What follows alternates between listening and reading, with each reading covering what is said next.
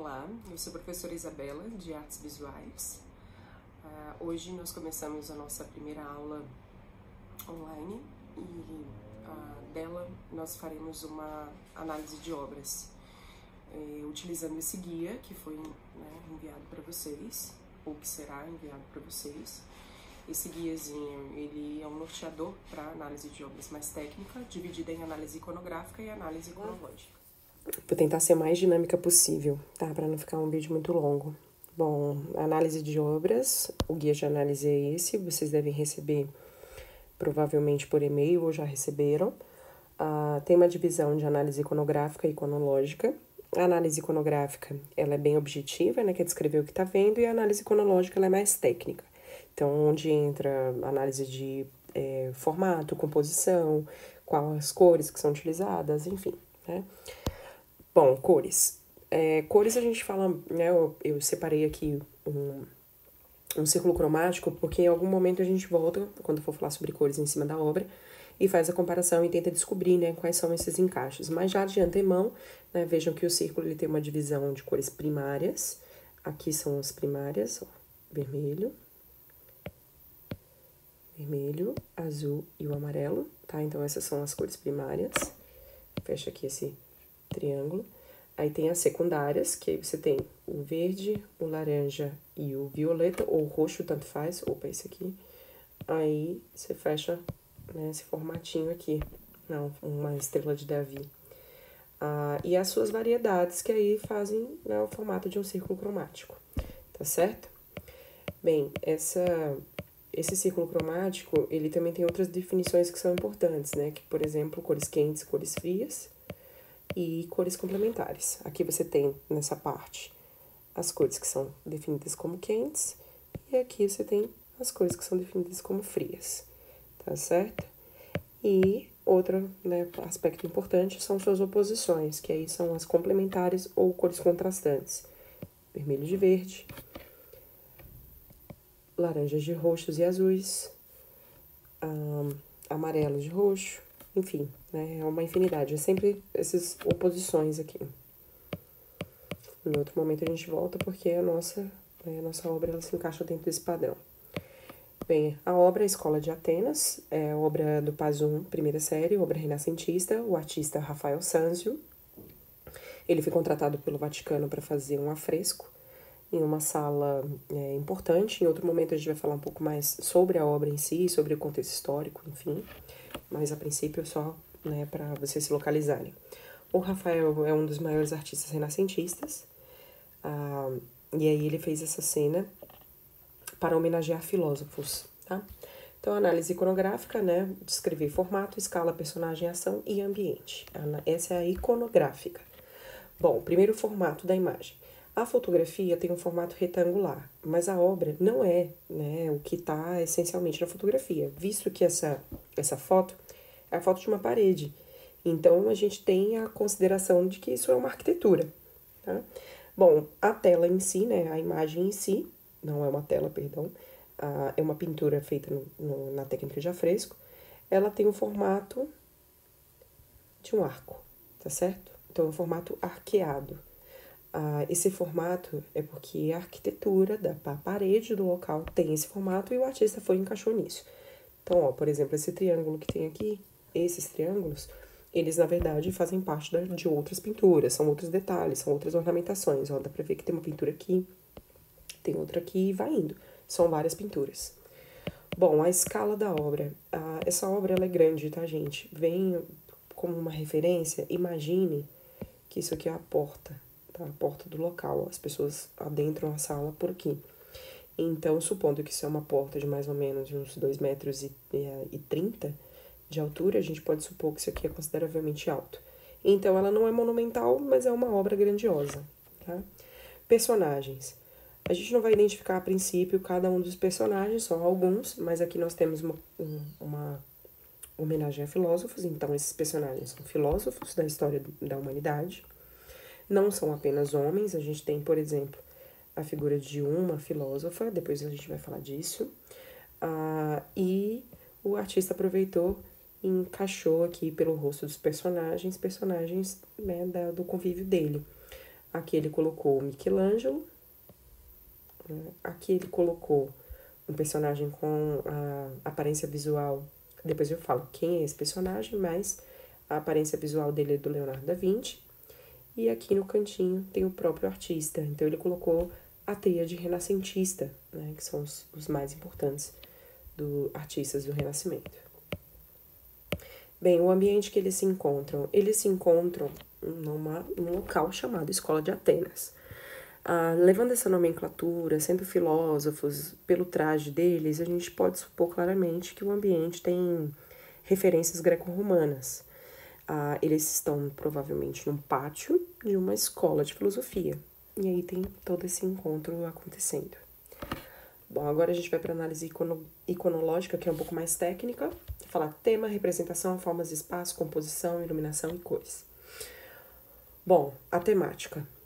Cuidado, não é temática religiosa. Nenhum desses personagens, apesar de alguns deles terem ligações com contextos religiosos, o foco é a filosofia. Então, não é nenhum personagem religioso. Não podemos falar que é uma cena histórica, porque essa cena não é um fato. Toda vez que for histórico, precisa ser um fato, precisa ter acontecido. Ou, pelo menos, ter supostamente acontecido. Que é o caso, por exemplo, da figura de Tiradentes, a aparência que eles colocam, né, que dizem que é uma suposição. O grito de Ipiranga, que também, né, na cena retratada da obra clássica, não exatamente aconteceu como é retratado pelo artista, e por aí vai. Então, essa cena é um retrato filosófico, fim, tá? Essa é a temática dessa obra. Representação. Representação da obra, gente, é saber como que o artista usou tecnicamente para construir a forma. Ele pode fazer de forma abstrata, ou ele pode fazer de forma figurativa. Figurativa é quando vocês reconhecem figuras. Nós reconhecemos claramente pessoas, o ambiente, por aí vai. Então, é uma obra figurativa. Quando figurativa, pode ser naturalista ou estilizada. Naturalismo é quando a imagem ela enaltece perfeição, proporção, técnica. No caso da estilização, ela pode ser mais simplificada. Essa não é uma obra simples, tá? Então, ela é naturalista. Formas e espaço. Quando chegar em formas de espaço, vocês vão ver que tem tipo umas perguntas, né? Peguem essas perguntas e tentem responder a partir do que vocês estão observando. Existe profundidade ou só primeiro plano dentro da obra? Nós temos vários planos, né? Então, existem pessoas que estão sobrepostas, uma na frente da outra, tá? E além disso, você tem a própria arquitetura, que contribui para uma profundidade evidenciada pela perspectiva. Perspectiva, pessoal, é causar a ilusão de profundidade. Então, o artista utilizou linhas que convergem para o mesmo ponto,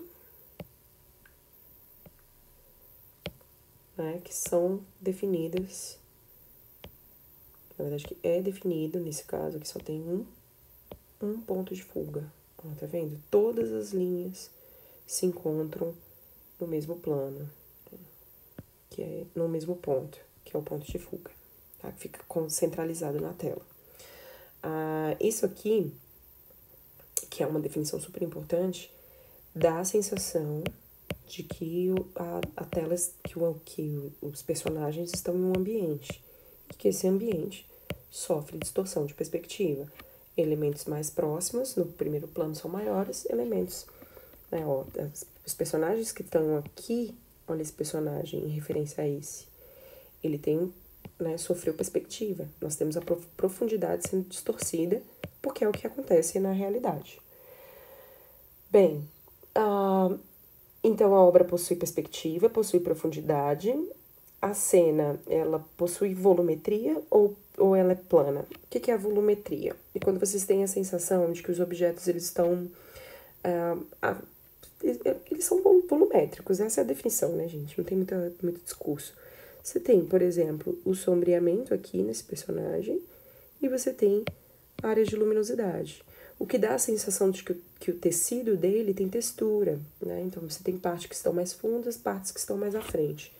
Isso é, né, uma volumetria dentro de uma obra de arte. Sim, ela é volumétrica, principalmente por conta da sua boa iluminação, tá? Bom, as formas são insinuadas ou elas são evidentes? Insinuação é quando você não percebe a forma completa. todas as formas aqui são evidentes, a gente consegue reconhecer claramente. Composição da obra de arte.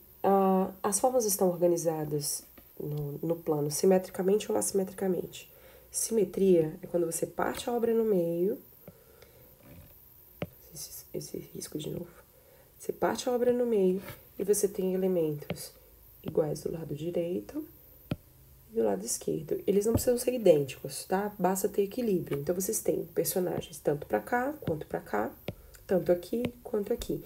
Então, ela é equilibrada, ó. Escultura aqui, escultura aqui. Então, o artista distribuiu bem os elementos de forma simétrica. Então, essa obra ela é simétrica, lindona, bem equilibrada. Bom, qual é a composição? Piramidal, espiralada, dividida em diagonais, estática ou ela é dinâmica? Bom, essa peça, pessoal, ela não tá, né, não se enquadra em nenhum desses tipos de composição. O que é a composição de uma obra de arte? Como que o artista organiza os elementos mais importantes da cena. Os elementos mais importantes são os rapazes, né? São os filósofos e a filósofa. Nós temos eles organizados, olha só, até a altura ele mexe, ele deixa todo mundo na mesma altura. Então, os personagens, eles estão de forma horizontal. Então, compostos horizontalmente. Então, a composição é horizontal. Bem, estática ou dinâmica. Vocês têm personagens que estão estáticos e vocês têm personagens que estão em ações. Mas a gente tem uma concentração maior de personagens parados. Então, essa obra ela é estática, tá bom? No período renascentista, os artistas prezavam pelas cenas estáticas. A iluminação. A luz é aproveitada como recurso expressivo, de onde advém? A luz não é aproveitada como recurso de expressividade. A gente não tá... Outro aspecto do Renascimento é o fato deles não trabalharem com emotividades. Então, nós temos a luz saindo daqui, de uma possível janela, tá? Iluminando os corpos pelo lado direito da nossa observação, não da deles, tá certo? Porque se for deles é a parte esquerda. E aí vocês têm em oposição as áreas de sombra. Conseguem observar? Então, os corpos, eles recebem a sombra advindo do lado esquerdo. Tá certo? Bem, agora cores.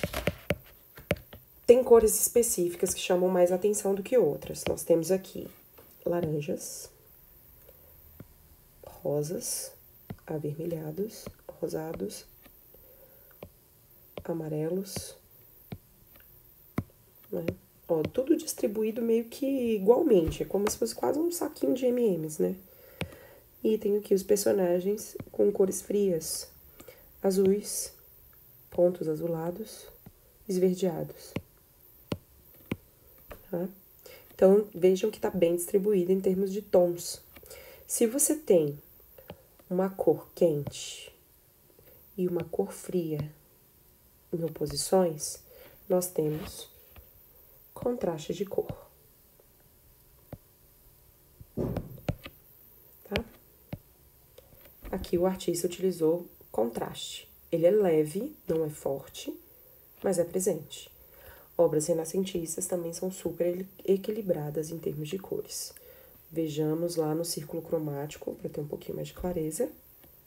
Ó, laranjas em oposição aos verdes.